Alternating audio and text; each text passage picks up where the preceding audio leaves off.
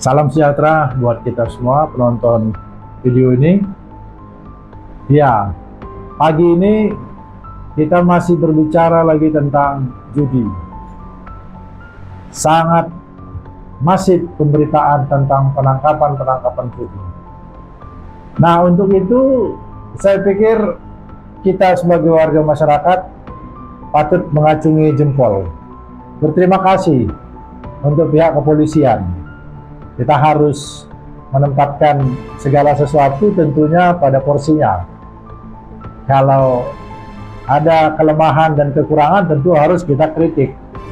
Namun dalam hal ini kita akan memberikan apresiasi kepada pihak kepolisian karena dengan cepat sekarang ini sudah berhasil menangkap para pemain judi dan juga para bandar judi. Sekalipun nanti tentu akan kita tagih juga bahwa sampai saat ini kita masih belum melihat ada gebrakan atau ada tindakan yang lebih spektakuler, yang lebih besar dari sebuah isu yang sampai saat ini masih tersembunyi. Nah, oke lah, sebelum kita mungkin sampai ke sana, kami sangat mengapresiasi ketika mendengar adanya penangkapan, kalau tidak salah itu di hari Jumat kemarin, yang menangkap bandar judi yang berinisial B, BK, dan HE. Dari informasi yang kami dapatkan dari media sosial, ternyata memang mereka ini yang tertangkap ini jelas sekali bekerja sama dengan pegawai Komdiji.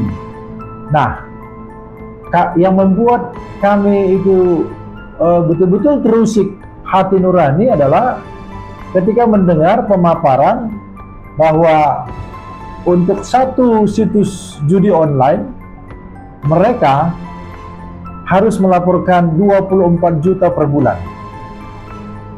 Jadi 24 juta per bulan harus di-store kepada pegawai Komdiji. Nah, mungkin pegawai-pegawai yang dimaksud ini adalah mereka yang kemarin itu yang tertangkap sekitar 16 orang itu. Saya yakin mereka itu, gitu. Dan dengan berita yang kita dengar juga bahwa dari 5.000 situs online judi yang harusnya ditutup, ternyata ada 1.000 yang dipelihara. Ya, kita tentu boleh mengatakan dipelihara, tidak ditutup, padahal diinstruksikan untuk ditutup. Nah, 1.000 ini dipelihara karena dari sana kehidupan dan dari sana keuangan mereka. Saya coba kalikan, kalau 1.000 situs judi online itu dikali 24 juta, luar biasa sekali. 24 miliar 24 miliar satu bulan untuk mereka pelaku kejahatan ini. Nah, tadi kami sampaikan bahwa ada satu apresiasi kepada pihak kepolisian, tapi tentunya nggak boleh hanya menangkapi yang di bawah-bawah ini. Kami masih tetap mengatakan bahwa seperti B, inisial B, BK, HE, itu menurut kami masih orang-orang kalangan bawah yang masih kecil, walaupun dalam perspektif orang lain bisa mengatakan itu besar, tetapi kalau melihat perputaran uang judi yang ratusan triliun ini, maka itu masih kecil. Nah, oleh karena itu pula, makanya kita berharap pemerintah dan pejabat yang membackingi, tolonglah supaya kalian sadarlah, supaya kasihanlah dengan masyarakat ini. Bukankah Anda itu juga masyarakat? Nanti ada masanya Anda tidak menjabat lagi dan Anda akan kembali menjadi masyarakat. Mungkin sekarang Anda bisa bersenang-senang dengan uang yang begitu fantastis. Kami tahu uang itu begitu besar.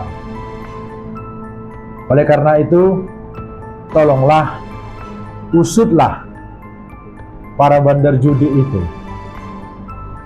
Kami masih terus meminta kepada aparat penegak hukum untuk menangkap 5 bandar judi yang pernah disampaikan oleh mantan Menkominfo Budi Ari. Sepanjang 5 bandar judi besar itu belum ditangkap, kami tidak yakin judi ini akan bisa mereda. Jangankan kita mengatakan habis, mereda atau berkurang itu sulit.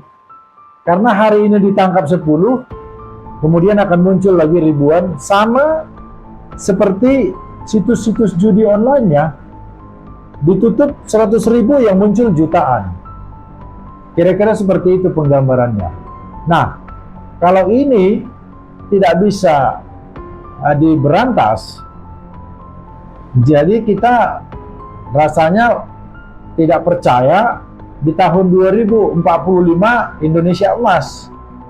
Tapi mungkin bahasanya menjadi Indonesia masih cemas sampai tahun 2045. Karena seperti tidak ada pengharapan. Seperti itu. Nah, kami tentu sekali lagi kami sangat mengharapkan pihak kepolisian tidak main-main dan bahkan tidak boleh terlibat di dalam membackingi judi online ini. Karena kita tahu bahwa di dalam Undang-Undang Kepolisian nomor 2 tahun 2002, tugas kepolisian itu adalah menegakkan hukum, menjaga keadilan, mengayomi masyarakat. Bapak kepolisian, tolonglah supaya kasihan masyarakat kita. Saya juga mendengar pemaparan dari media sosial bahwa di tahun 2024 saja pemain judi online itu sekitar 80 juta, 80 juta, 8. Dan dari 80 jutaan itu 80% pemainnya adalah anak muda dan anak-anak. Meskipun kita tahu dan kita juga sudah mendengar pengakuan-pengakuan, bahkan dari pihak kejaksaan juga mengakui pegawainya ada yang bermain judi online. Kita juga mendengar beberapa waktu yang lalu bahkan anggota DPR pun ada yang bermain judi online. Jadi artinya semua kalangan sudah disasar oleh judi online ini.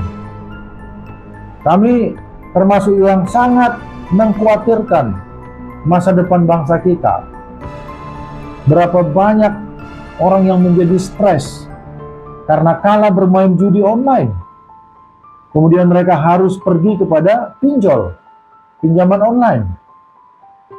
Ketika mereka tidak bisa membayar pinjaman online, mereka diteror habis-habisan oleh pinjol. Lalu tidak sedikit yang bunuh diri dan tidak sedikit pula yang dibunuh. Dan pertentangan di antara geng judi juga bisa saling intip. Jadi maksud kami, begitulah hebatnya dampak, begitulah dahsyatnya keburukan dan dampak dari adanya judi ini. Mungkin sebagian orang saja, segelintir orang saja yang menikmati uang ini. Dan kalau kami menduga di dalam segelintir orang itu, di sana ada pejabat-pejabat yang membacking. Karena itu kami mau sampaikan, kalian yang punya posisi, yang punya kekuasaan, yang punya jabatan, yang sekarang ini membackingi judi, janganlah kalian tumpulkan nurani kalian hanya karena uang, memang uang besar. Jadi kalian ada di sana dipilih karena kalian adalah orang-orang pintar. Tapi janganlah kepintaran kalian itu kalian pakai untuk melakukan kejahatan. Jadi otak kalian itu jangan kalian pakai untuk melakukan kejahatan. Karena bangsa kita ini bangsa yang besar. Bangsa kita ini memiliki aset sebetulnya untuk suatu waktu bisa menjadi bangsa yang jaya. Tetapi kalau hari-hari kita hanya habis membahas tentang perjudian, membahas tentang banyaknya korban perjudian, banyaknya korban narkoba, lalu banyak lagi tindakan-tindakan kriminal lainnya, sangat sedih rasanya. Makanya kalau kami katakan tadi di awal, ada mungkin pengharapan di tahun 2045 negara kita Indonesia menjadi Indonesia emas. Saya pakai istilah, kalau kita tidak bisa menjaga negara kita ini, maka Indonesia masih cemas sampai tahun 2045. Dan saya masih terus sampaikan kepada pihak keamanan, kalau memang yang disampaikan oleh mantan Menteri Kominfo Bapak Budi Ari, kalau memang info itu tidak benar, tentu mantan menteri ini bisa ditangkap karena menyebarkan berita bohong. Oleh karena itulah, kepentingan kita sekarang ini adalah untuk menguji apa yang disampaikan oleh menteri itu. Karena dengan begitu yakinnya dia mengatakan bahwa kita tahu kok bahwa pemain judi, bandar judi ini hanya 5 di Indonesia, bandar besarnya. Gampang menangkapnya. Tapi kenapa sampai sekarang tidak ditangkap? Sekali lagi ini kami sampaikan kepada pihak kepolisian sebagai sebuah kontrol, sebagai sebuah pengingat kepada pihak kepolisian, dan tentu kami harus menyampaikan apresiasi. Sekali lagi kami sampaikan itu atas kerja-kerja yang sudah dilakukan beberapa hari terakhir ini. Jadi marilah kita sama-sama mengawasi supaya negara kita ini bisa menjadi negara yang besar. Terima kasih.